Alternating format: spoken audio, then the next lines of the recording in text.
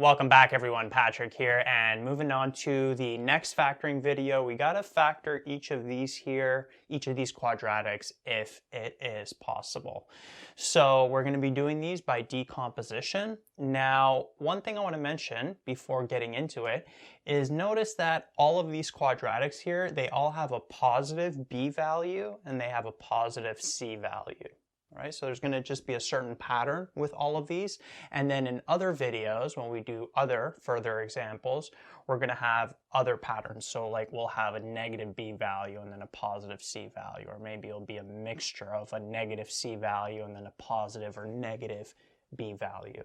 So just want to point that out, that in addition to this video, there's going to be lots more examples of different combinations of signs. Hopefully you're watching this on the website, following it in order so you can go through all those videos. If you're watching this on YouTube, you can go to the link in the description box and it'll take you to the website where all of the videos are organized.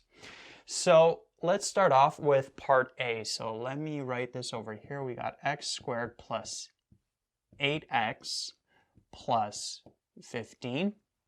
Now, first thing you want to look for before doing any kind of method of factoring is look for a greatest common factor that you could take out. Notice in this case, the numbers 1, 8, 15, can't take anything out of those. And then notice in terms of variables, we have an x here, an x here, but there's no x here, so we can't take out an x. And for most of these, there's not going to be a greatest common factor you could take out, but for the last two, there will be. So that's always the first thing you check. And we're going to do a video actually where we're going to have more examples, where we're going to have more complex greatest common factors that we take out before we do decomposition. But in this particular video, these are a little bit more simple. So we're still at the beginning of getting used to the method of decomposition, but as the videos go on, they're going to get a lot more complex. So can't take anything out initially. Now, what is the next step? If you remember in the overview video, we went through a couple of steps here. So next step is we want to figure out what's the A value, what's the B value, what's the C value. So notice the A value is 1, the B value is 8, and then the C value is 15. Next step, you want to take the A and the C and you want to multiply those. So 1 times 15 is 15, like that, right? Whenever the A value is 1, then the AC, it's always just going to be the same as the C value because it's going to be 1 times whatever that C value is, but that's not always going to happen. You're not always going to have an A value of 1. So even if you have a bunch of quadratics with an A value of 1, make sure you're going through this same process. So once you have that, then what you want to do is you want to find two numbers that multiply to that AC value of 15 and add up to that B value of 8. Right? We have to find two numbers that satisfy both of these equations over here. And if you try some numbers, you'll end up with 5 and 3. Right? Notice 5 times 3 gives us 15, and then 5 plus 3 gives us 8 right there. So 5 and 3 are the numbers. So from there, what you do is you want to decompose that 8x into those two numbers, 5x plus 3x plus 15, like that. Right? So once you have those two numbers, you take that middle term, decompose it into those two values, because it's always going to add up to that B value. So you're going to be able to decompose that B value to those two values right there. And then from there, what you do is you factor this by grouping. So we got to take out a factor from the first two, we could take out an x, and then we take out a factor from these two, take out a 3. And we're left with x plus 5. And then always this bracket should be the same. So then you could take out that bracket, that binomial common factor, and you're left with x plus 3. Like that, right? So this here, it would factor into x plus 5 times x plus 3. Now, as I mentioned in the overview video, because you're dealing with this specific case of where an A value is 1, we got those two numbers 5 and 3, positive 5, positive 3. So that ends up just being x plus 5, x plus 3 over here. So once you get those two numbers, if you want to do it quicker and not do this whole factoring by grouping, you could just go to this answer straight. But again, I'd recommend getting used to this process over here, because when that a value is not going to be 1, then you're going to have to do this process anyway. So I'd recommend going through this process and starting to get used to decomposing that middle term, factoring by grouping, because you're going to be using that process in quadratics when that a value is not going to be 1. All right, so that's the answer, x plus 5 times x plus 3. Let's go to the next one. So next one would be x squared plus 11x plus 24. So again, a value is 1, the b value is 11, the c value is 24. Then what we do is we multiply the a and the c value. 1 times 24 would give us 24. And so then we got to find two numbers that multiply to that ac value of 24 and add up to that b value of 11. And if you take some factors of 24, so like 24 and 1, 24 times 1, but then notice 24 plus 1 doesn't give us 11. Then you can maybe try 6 and 4. 6 times 4 gives us 24, but then 6 plus 4 doesn't give us 11. It gives us 10. Right? So you just got to keep trying some numbers, and notice that if you try 8 and 3, that's going to work out. So notice 8 times 3 gives us 24. 8 plus 3 would give us 11.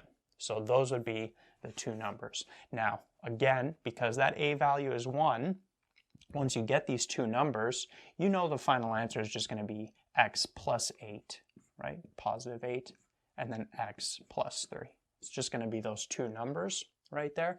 But again, I'm going to go through the whole process just so we can start getting some practice for when that a value is not 1. So once you got those two numbers here, what you do, decompose. It doesn't matter which order you do it in, whether it's 8x over here and then 3x over here. You could also put 3x and then 8x over here. Doesn't really matter. You should get the same final answer, right? For this particular one, I'll actually show you both ways. I also did that in the overview video, showed you that it doesn't really matter the order which you put it in, but I'll do it for this one as well, just so you could see. So factoring by grouping, we could take out an x from these two. From these two, we could take out a 3, and we're left with x plus 8. This bracket should always be the same. If that bracket is not the same, then you know you made some kind of mistake before. So it's actually a nice check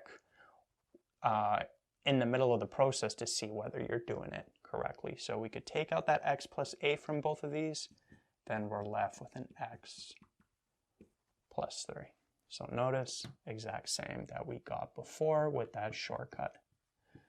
Okay, now what if instead of doing 8x plus 3x, what if we change the order? What if we do 3x plus 8x like that? Well, from these two, we could still take out an x. We'll be left with x plus 3. And then from these two, 8x plus 24, notice we could take out an 8, and we'd be left with x plus 3. Right? If we take out an 8 from this, we're just left with the x. 24 divided by 8, we're left with a 3. And then from here, we could take out the x plus 3, and we'd be left with x plus 8. So notice we get those same two factors. All right, so it doesn't matter once you get those two numbers where you're going to decompose that b value, the order of it doesn't matter. All right, so that's it for part B. So now let's move on to part C. We got x squared plus 4x plus 3. So x squared plus 4x plus 3. So same process. What's the a value? It's 1. The b value is 4. The c value is 3. Then we want to get the AC value. So 3 times 1 would give us 3. Then we want to find two numbers that multiply to that AC value of 3, add up to that b value of 4, like that. So what are the two numbers going to be? 3 and 1. 3 and 1, right? 3 times 1 gives us 3. 3 plus 1 indeed gives us 4. Okay, and because that a value is 1, as a shortcut, you already know the final answer is going to be x, sorry, I keep putting minus here. It's going to be x plus 3, x plus 1, like that. Again, I don't recommend using this shortcut. I recommend doing the full process. Even though it takes a little bit longer, you're going to have to be using the process anyway in the future. So I highly recommend getting used to it. So over here, from these two factoring by grouping, we could take out an x, so we'd be left with x plus 3. And then from these two, we have an x plus 3. What can we take out of that? Well, notice we can't take out any number because it's like 1x plus 3. If you remember from the previous section when we did factoring by grouping, when you run into something like this, you could just take out a 1, right? Because you can't take out a number from the x plus 3, so you could just take out this 1 over here and you'd be still left with that x plus 3, right? If you can't take anything out, then it's usually a positive 1 or sometimes a negative 1, right? If this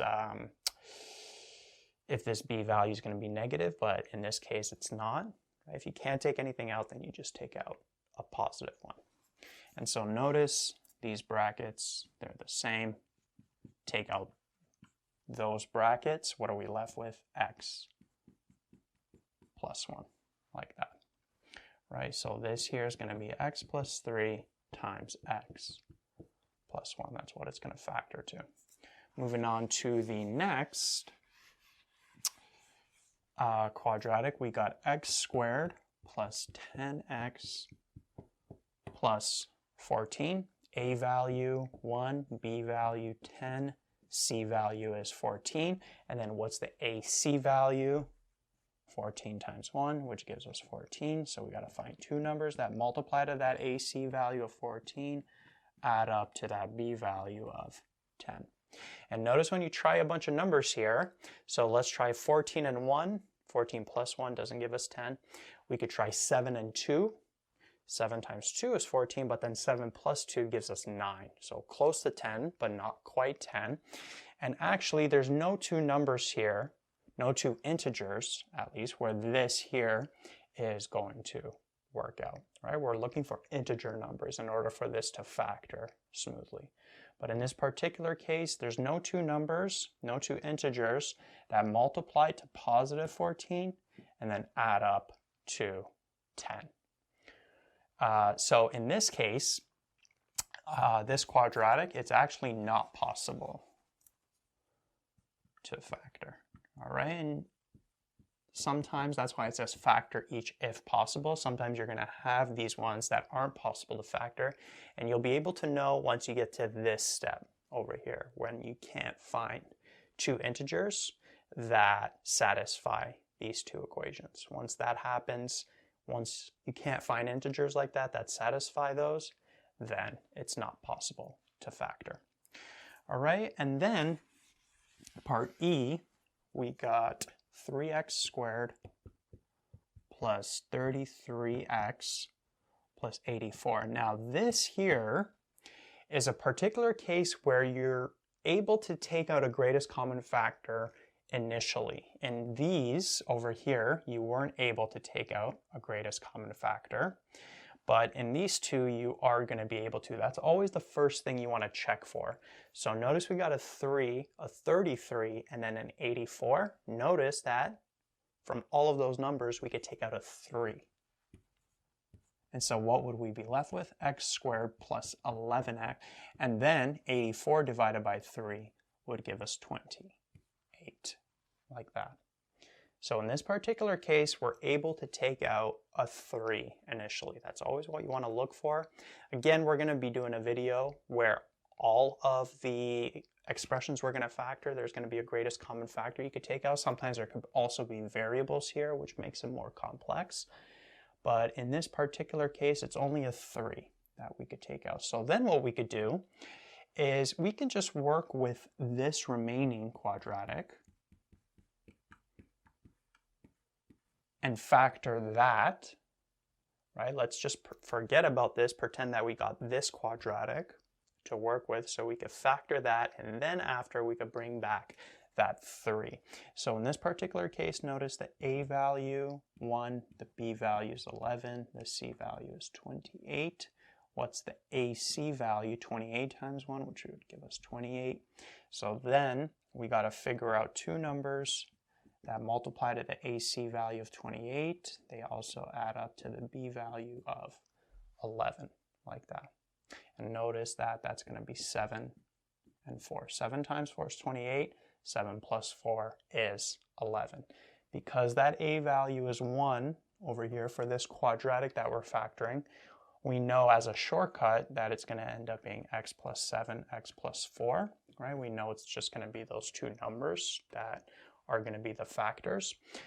But let's do it the full proper way of where we take that 11x, decompose it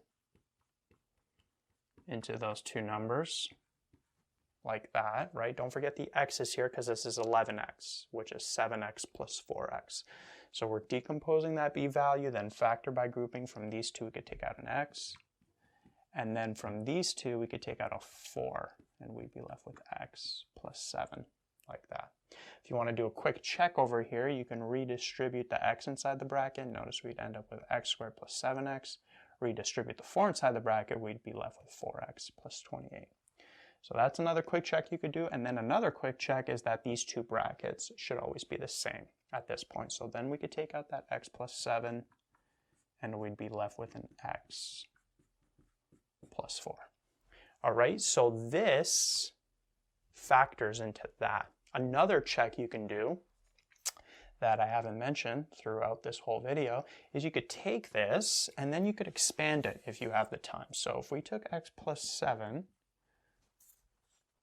times x plus 4, and then we expanded it, so x times x would give us x squared, x times 4 would give us 4x, 7x, 28, and then these are like terms.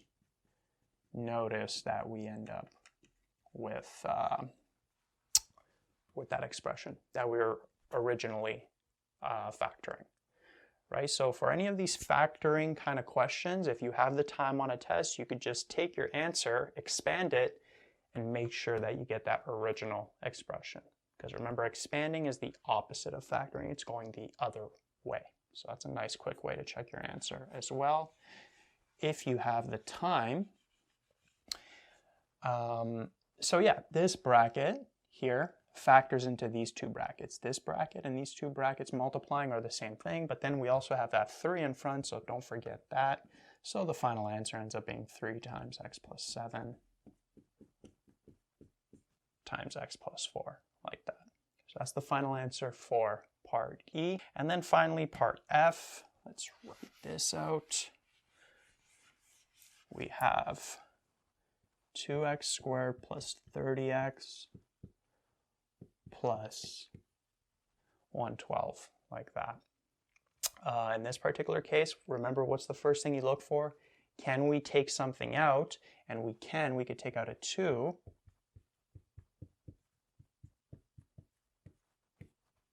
Like that, right? This divided by 2 is x squared. This divided by 2 is 15x. 112 divided by 2 would give us 56. So 2 is the greatest common factor. And then what I recommend doing, like we did in the last one, just work with this bracket over here. Don't worry about rewriting the 2 the whole time. It might start confusing you and things might get a little bit messy. So let's just keep this 2 over here. Let's just work with that remaining bracket. X squared plus 15x plus 56. A value is 1, B value is 15, C value is 56. The AC value, 56 times 1 would give us 56. So we got to find two numbers that multiply to that AC value 56, add up to that B value of 15. And then when you try a bunch of different factors of 56, you'd end up with 8 and 7. 8 times 7 is 56. 8 plus 7 gives us 15. Because that A value is 1, we know as a shortcut that our final answer is going to be x plus 8 times x plus 7. It's just going to be those two values that you put there. But let's do the full process just to make sure.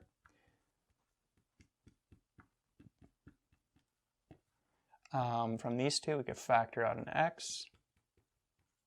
From these two, we can take out a 7.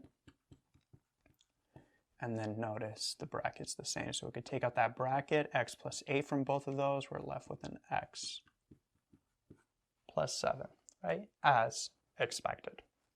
Okay, so this bracket here factors into those two brackets. And so our final answer in this particular case ends up being 2 bracket x plus 8 bracket x plus 7. All right, and those are all the solutions. So hopefully by this point, with all this repetition we're doing, hopefully you're getting more comfortable with the decomposition process. And over the next couple of videos, we're going to do a bunch more examples. Notice again, the B value and the C value was positive for all of these. That's not always going to happen. And so in the next couple of videos, we're going to be doing different combinations.